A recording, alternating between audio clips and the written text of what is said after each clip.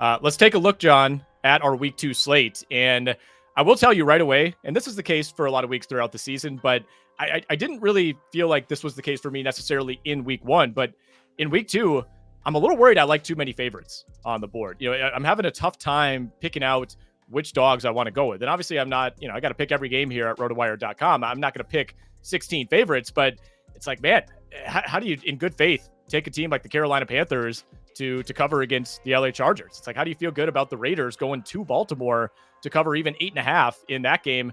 Have you found yourself in that same dilemma? Do you have any dogs that are speaking to you? Those two are great places to start. And I also felt like, the Rams Cardinals games, dog is the relative term, right? In this particular context, because the Rams are only, getting 1.5. They're at Arizona. Like, it's just all the money's pouring in on the Rams. Like, people don't seem to be overly dissuaded by the fact that they lost last week and had Puka Nacua go out. Well, they're dinged up along the offensive line, and yet the public is still very, very confident that the Rams go into Arizona and get it done. And the numbers speak for themselves too. I mean, the Kyler Murray era Cardinals have not done well against the Rams. Sean McVay has historically pretty much owned the Cardinals, so it's a bit of a tricky spot. That one's putting me in a bit of a twister. I think that the Ravens, they've had trouble, and we'll break this down further, covering the big numbers before. And what do you do about the Bengals? Like that line is ballooned a little bit over the course of this week. It looks so sleepy. The Chiefs have so many good things going for them. So, yeah, even good teams that are dogs, it's like you can really kind of poke some holes in their cases. Yeah, I can tell you that the Rams Cardinals game will not be on my card this week. It won't be in the Circa Million contest. It won't be discussed in depth in this pod. It's not one of my 3 favorites for the week because there's so much variance here. We got all these injuries on the offensive line for the LA Rams, but the trends, like you said, would point you in the Rams direction. They are currently a 1.5 point dog at the DraftKings Sportsbook going to Arizona. Sean McVay against the division. He struggled against the Niners. He's only 5-10 against the number versus San Francisco, but he's 10-5 against the spread against Seattle. He is 12-2-1 ATS against the Arizona Cardinals. That has been the team that he has owned throughout his tenure. John, we each have 3 games that we want to discuss here. What is your first game? Let's get right into it. All right, well, do a little home cooking to start off with the Ravens. They're at home. They're against the Raiders. This number has moved a little bit over the course of the week. It was 7.5 on the look ahead. Right now it's 8.5. It had been got all the way up to 9.5 in favor of the Ravens as of Thursday morning, actually. Yeah. So we're down a little bit. So you're asking a little bit less of the Ravens here, but historically, like I was alluding to, the Ravens have struggled as big favorites under Lamar Jackson over the last couple of years, 2-9 as favorites of I believe 7 or more points. Their most recent cover, though, was against the Texans in that spot in the postseason just this past January. But what it comes down to for me is the Ravens, this is kind of like a must win. They can't mess around here. They're playing a Raiders team that, as we saw on Sunday, not overly talented, going to struggle offensively. The Ravens have the rest advantage. They have the body clock advantage here as well. Per the Action Network, a team with this type of setup like the Ravens have, they're underdogs week 1, big favorites in week 2. They haven't lost outright since 2015 when the Saints did. So I think the fact that it's coming back to 8.5 is a good thing if you're backing Baltimore here, and I'm going to go ahead and do that. I'm going to agree with you on this one. It didn't make my list necessarily, but in talking to some of my associates, it might be on the Circa Million card this week. The lines have already locked at Circa as of Thursday afternoon, so you don't necessarily benefit from that movement. Although there are times when it can go in your favor as well. It locked at 8 in the Circa contest, so I think we probably see some more movement between now and Sunday. Some people maybe talking themselves into holding their nose and taking the Las Vegas Raiders, but I think based on what we saw last week, I think the script for the Raiders is, okay, we need to limit mistakes from Gardner Minshew. Didn't really accomplish that, right? Literally just kind of fumble through the ball backwards for a massive turnover through another pick in that game. And, I'll ask you as a Ravens fan and somebody who follows that team very closely, I see Baltimore kind of running roughshod over this Raiders defense. much like the Chargers did in the second half last week. But is there any kind of, post Chiefs letdown here? It's like everything's built up to that week 1 game, this big, playoff rematch against the Chiefs. You end up coming up short. I don't even know if it matters whether you win or lose against Kansas City in week 1, but going from that spot, opening game Thursday night to, all right, now you got your home opener against the Raiders. Is there any kind of letdown effect at play here? I don't think so, because they would be staring down the barrel of 0-2 if they mess around here. And I do think that they just kind of out-talent the Raiders so significantly at pretty much every spot that you could name. As long as Max Crosby isn't blowing up the right side of that line, that obviously is a big concern. We saw some issues with the right side of the Ravens offensive line in the opener, but as long as they account for that, maybe you get some Charlie Kohler out there to provide some extra protection. I think the Ravens will be fine in this spot. I think they want to, more than anything, like make a statement that that yes, they played the Chiefs close but lost. But I think that if you're coming in there as a team that is far inferior to the Ravens, it's not going to be a good afternoon for you. Yeah, I'm with you on that. And, if you're not comfortable with the 8.5 for whatever reason, it's going to be a popular teaser leg, I think, will the Ravens this week. Baltimore, Detroit, Houston, Philly, all those teams set up currently as pretty. John, for my first game, we're going to travel north. We're going to my homeland. We're going up to Green Bay for the Packers home opener on Sunday. I like it. I like Indianapolis here. I'm going to say it. And, I think we're seeing some extreme gamesmanship from Matt LaFleur over these last couple of days, who refuses to rule out Jordan Love for Sunday. He went as far earlier Thursday to say that he's more day-to-day than he is game-to-game at this point. I don't think there's a chance that Jordan Love plays. I know Green Bay is leaving that door open. I don't see that being the case. We've actually seen this number, bounce between 2.5 and 3 over the last couple of days. It is back up to 3 now at DraftKings and at Fanduel. It did lock at 2.5, however, in the circuit contest, which is interesting to me. I like the Colts here. It is simply a play against Malik Willis. This is 100% a fade of Malik Willis, who I don't necessarily believe is capable of operating an NFL offense, who has never thrown a touchdown in the NFL, who could not execute a simple Hail Mary, even in Sao Paulo last Friday. The question is whether Green Bay's defense is able to generate a turnover or two on the Colts, much like the Texans were last week. I do think there is a case to be made that the Colts are perhaps a little bit overvalued. Maybe a tiny bit of a false final last week against Houston. They end up covering that game while completing 9 passes. A third of Anthony Richardson's completions went for 50+ yards. Obviously, you cannot depend on that week to week, but I also think this is a Green Bay defense that is susceptible to giving up big plays, as we saw in week 1. The other question I have for the Packers is, obviously you're going to be operating things differently, assuming it is Malik Willis under center. Is this a huge Josh Jacobs spot? Is this a spot where you're able to get the ground game going, or is it such an obvious run script that, Indy is prepared for it, and we see maybe even a more limited Green Bay offense than even I think? But really what it comes down to for me, John, is can the Packers limit the Colts to somewhere between 14 and 17 points? If so, maybe you get a pick 6. Maybe you get a lucky touchdown somewhere in there. Maybe Malik Willis even leads a touchdown drive or two. If the Colts are scoring 20, 23, 24, 27 points in this game, I don't think there's any world in which Malik Willis could keep up. Yeah, I think, you come out of last week and you see how Indianapolis gets gashed on the ground, and they were very kind of candid about why. They were like, honestly, we're pretty scared of Stephon Diggs and Tank Dell and Nico Collins. So, yeah we kind of forgot that Joe Mixon is still pretty good.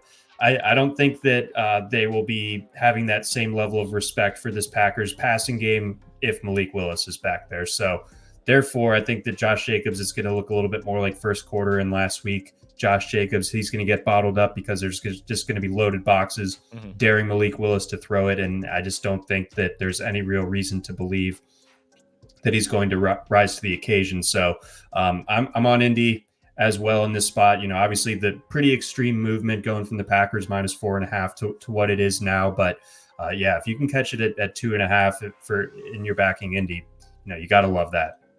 Yeah, I like the under 41 as well. You'll see some 40.5s out there as of Thursday evening, but if you can get that at 41 especially, I think it's a low-scoring game for both sides. I think Green Bay hangs around. I'd be surprised even with Willis if this is just a complete laugher in favor of the Colts. I don't know that it will necessarily be comfortable, but I just, with Malik Willis there, I don't see a world in which Green Bay is really pushing to win this game. What is your second game, John? Well, this one is tough because it is the Bengals. They're going to Arrowhead. So much working against them, right? Because the Chiefs have the rest advantage. The Chiefs look really good in week one. The addition of Xavier Worthy already paying dividends, already looking like that, just like everyone's worst fears, right? Where it's like, how did we let the Chiefs, how do we let Patrick Mahomes get a guy with the fastest recorded 40 in NFL history? How does that work? Why did the Bills trade that pick? So on and so forth. But on the other side, the Bengals couldn't have looked more lifeless, I didn't think, on Sunday. They couldn't get the Patriots off the field whatsoever. Ramondre Stevenson was just bullying them. And, the offense looked pretty lifeless for its own part as well. But, starting 0-2 is nothing new to this Bengals team. They've done it each of the last 2 years. But at the same time, Burrow is 10-3 against the spread on the road, coming off of a loss that coming from the Action Network. Again, the Bengals do struggle early historically, but the line's inflated to the point where we're looking at 6 points over at BetMGM. I think that's just enough cushion, especially given that this was 4.5 earlier in the week, to where it's like, I'm just going to, I was so high on the Bengals coming into the season. Yes, week one was horrible and has kind of made me reconsider things, but I can't jump off of them completely yet, even with how good Kansas City looked. This is one of the most difficult games of the week for me. And I think if you're on Cincinnati, you are 100%, kind of doing a trend play here, right? You have to essentially throw away just about everything that we saw from the Bengals last week. And in some ways, almost throw away what we saw from Kansas City, right? And we do forget, I mean, the Chiefs were an inch, maybe a half inch away from potentially losing that game in regulation to the Baltimore Ravens. And maybe we feel a little bit differently, about Kansas City if they do lose that game. But at the same time, I think Cincinnati, for the third year in a row, face planting like this in week one, it's just, I know they've bounced back from it each of the last couple of years. Joe Burrow always seems to kind of zap back into form when he plays the Kansas City Chiefs. But I have a hard time just completely ignoring what we saw from Cincinnati last week. Even, I do think when you dig through that game, the fumble, the muffed, was it a kick or a punt? There's a muff that kind of changed things for Cincinnati. It's like they probably still should have won that game, despite playing as poorly as they did offensively. But the defense for Cincinnati is really what worries me too, right? I mean, giving up 125 yards to Ramondre Stevenson in an obvious passing script, right? It's like, you knew what the Patriots wanted to do. You knew Jacoby Brissett was not throwing the ball more than 10 yards in the air, and you still weren't able to stop it. And now you have to go into this spot on the road, by the way, at Arrowhead, and you have to worry about a team that does have a passing game, and you have to worry about Isaiah Pacheco. So that it's such a huge level up in competition, and I can't quite get there with Cincinnati just based on they've done this before, and I get that can be compelling in some ways, but at the same time, I mean, I can't just flush what we saw last week. And we should note that I don't know what T. Higgins is going to be out there, right? I mean, I think getting him back in full capacity, that would certainly make me feel better about Cincinnati, but he hasn't practiced all week. I would say as of right now, and we're recording this on Thursday evening, I don't think T. Higgins is out there. Can they win this game, or can they keep this close without T. Higgins? I think they can.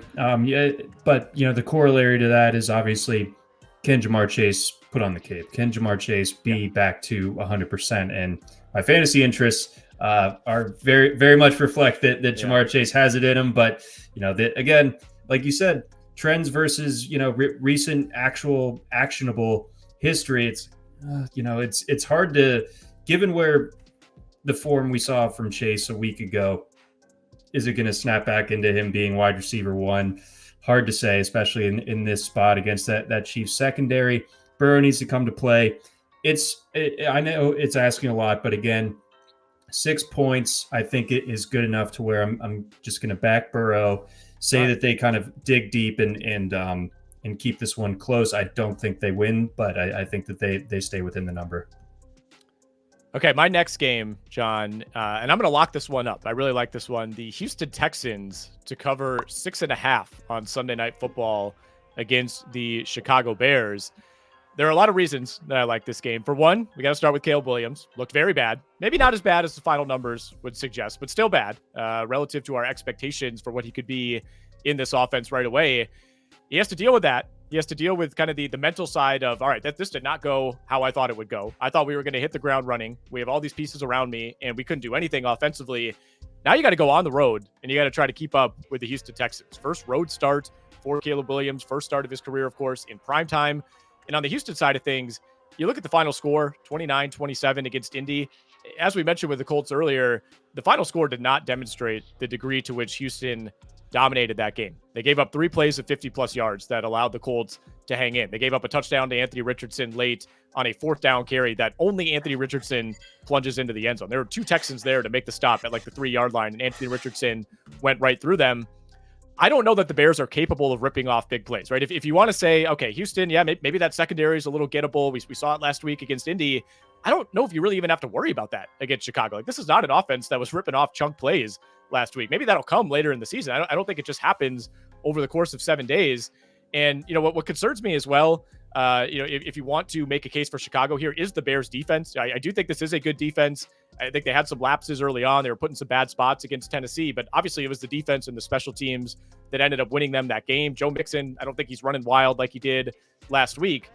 Much like we talked about with the Colts and Packers play, if the Bears could keep Houston under 24, 25 points, I think this could get a little bit dicey when you're talking about almost a touchdown in favor of Houston. But I think Houston is going to be very, very capable of scoring 25 to 30 plus most weeks. And again, I do not trust Chicago to keep up. So this is another one. If you want to, look for a teaser leg sitting at 6.5, Houston, Detroit, Baltimore, Philly, those are going to be the popular ones this week. But I'm leaning on the Houston Texans infrastructure here, John, and Caleb Williams going on the road for the first time after looking terrible in his home debut.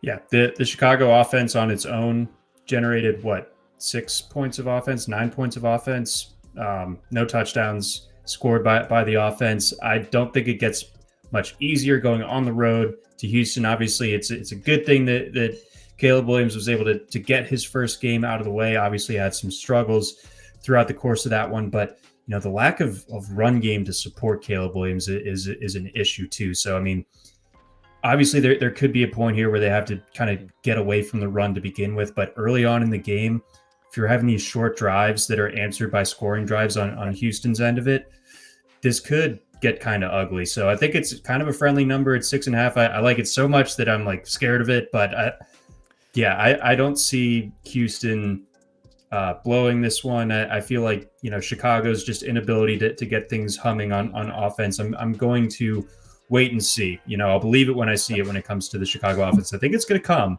but not this week.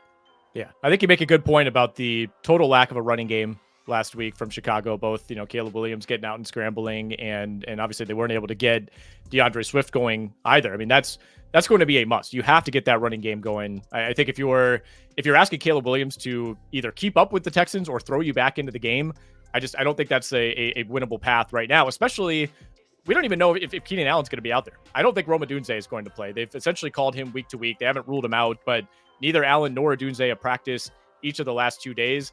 I would say a reasonable chance that Keenan Allen plays, but also a reasonable chance that he's limited or re-injures himself during this game as he did in week 1. And if you're just going out there with, hey, just DJ Moore, DeAndre Carter, Velus Jones, who had a killer turnover last week, I don't like how that matches up with Joe Mixon, Stephon Diggs, Tank Dell, and Nico Collins in that Houston offense. And by the way, one last thing on Houston, I mentioned that the degree to which they dominated that game, 12 more first downs than the Indianapolis Colts. They ran 33 more plays. They possessed the ball for 40 minutes compared to just 20 for Indianapolis. Some heroic plays from Anthony Richardson made that look a lot closer than it really was. All right, your next game, John. Where are we going? So this one's quick and easy. It's San Francisco at Minnesota. As skeptical as I may be that San Francisco has another Super Bowl run in them this year, they really looked great, I thought, on Monday night. I think if you look at the history when it comes to Sam Darnold and his spread numbers, I don't think that they're really applicable at this point. This is a totally new situation that he's in Minnesota, and one that I think kind of he's the best set up in his career to this point for success. However, again, I just come back to San Francisco looking as good as they did. That they're a good team on the road. I think they've won like 6 straight road games. I think 5 is a friendly number, and it's come down a little bit this week. I think the look ahead was 6. I think that's giving Minnesota just a touch too much credit for taking care of business against the Giants. This is sort of like the Saints, where it's like, what do you do about what they did last week? Because they did what they were supposed to do, but how much can you really take away from it when they're playing an excellent team like the Saints playing against Dallas or Minnesota at home against San Francisco. So again, tough road warriors are the 49ers. And I think, you're only asking them to cover 5. I like the Niners a lot this week. This has been in the stay away zone for me, just because I feel like that number, when it opened at 6, I think there might have even been a brief 6.5 out there. That felt like a little too much. Now down at 5, you could talk me into the 49ers side for sure. It's probably more of a just don't bet it, because we've seen the Niners, kind of have these situations where they just seem unbeatable, right? Early last season, you and I were talking on this very show about how it's just, man, like it's so hard for me to envision the 49ers getting tripped up. And then they went through that rough stretch that included a loss, to the Minnesota Vikings with a bunch of fluky plays, right? And you kind of worry about what Brian Flores might have cooked up to scheme against that San Francisco offense. But, man, I mean, to back up your point, the 49ers could not have answered the bell any better than they did in week 1, right? You lose Christian McCaffrey. Obviously, they knew it before we did internally. But, for most of this offseason, you're planning on having Christian McCaffrey out there. If you just watched that game and didn't know who CMC was, you would have had no idea that he was missing, right? I mean, that was extremely impressive of Jordan Mason to step in and this offense to essentially not miss a beat. I thought they could have put up more points, honestly, had they wanted to on the Jets. I thought they took their foot off the gas a little bit in the second half. But after that first 3 and out, I mean, we saw, 8 straight scoring drives from the 49ers. I think their room for error this week is going to be considerably larger. And I think you bring up a good point about Minnesota. I love the New Orleans Saints comparison. What do you take away from a domination of the New York Giants? I don't know. We might not know for a few more weeks. Yeah, that's just like the lowest bar to clear. Like, you have to crush the Giants like that. And then you gotta show me what else you got. And in Minnesota's case, they're kind of an enigma right now. I mean, we don't know what this Sam Darnold experiment is going to look like in the long term over the course of this season. They were able to run the ball really well with Aaron Jones. I don't see that happening this week. I think Aaron Jones struggles. More is going to be put on Darnold, and it's not going to go particularly well. I think the turnovers are coming for him. That's been a theme throughout his career. And yeah, I think that this is a good spot to back a road favorite if there ever was one. Yeah, you might see some concern about the rest advantage for Minnesota. Kyle Shanahan 8-2 against the spread on the road with short rest as the 49ers head coach. So something to consider there. My third and final game, John, we're going out to Denver for the Broncos home opener. I'm taking the Pittsburgh Steelers -2.5. This line was at 3 earlier in the week. I will happily take the 2.5 here. Much like I will be fading Malik Willis this week, much like I will be fading Caleb Williams, this is almost entirely a fade of Bo Nix. And if you look at that final score between the Broncos and the Seahawks last week, it would tell you, Denver hung in with a pretty good Seattle team, right? That game was closer than it should have been. I will tell you that. Somebody who watched it from start to finish and somebody who had Seattle -6. We were lucky to get a push because Seattle had one of the worst first halves I have ever seen. Immediate interception, like second play of the game, Geno Smith gets hit, throws a pick. Broncos are set up for an easy field goal. They took not one, but 2 safeties in the first half, John. They had another drive where they started at like their own 10-yard line, immediately had a penalty, and then were back right up against their goal line again. They lost 5 drives in the first half. Lost 5 drives. They also muffed a punt inside the 10 that the Broncos turned into another field goal. So the Broncos were gifted 10 free points in the first half. Easily could have been 18, by the way, if the Broncos had a competent offense. And Seattle was still up 2 scores by the end of the third quarter. Seattle did not play well. Even when they got things going offensively, there were a couple big plays that spurred on those touchdowns, but this was not like some sort of decimation by the Seahawks. Denver got absolutely nothing on the ground or out of the backfield as far as Jaleel McLaughlin and Javonte Williams go catching the ball. That was a lot of people were on Jaleel McLaughlin props last week, his receiving props. Seattle was all over that. Denver just could not get anything. The one drive they put together all day was kind of in garbage time when Seattle was in more of a prevent, just trying to kind of get Denver to take time off the clock. And Bo Nix led a reasonable drive, used his legs to move the ball a little bit, but I do not see that happening against the Pittsburgh Steelers defense coming off of a monster effort last week against the Atlanta Falcons. I think this defense with TJ Watt, I think they completely wrecked this game. The big question for me is, can Pittsburgh score? Maybe not, right? 6 field goals last week, and I do think this is a better matchup for them. I think that Atlanta defense is actually a lot better than we might think. They made a huge step forward last season compared to 2022. They've added even more talent.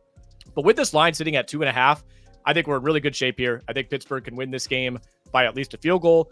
I think it's going to be ugly. I think maybe we see our first Justin Fields turnover of the year, but I don't think it matters because I just do not trust Bo Nix and this Denver Broncos offense whatsoever.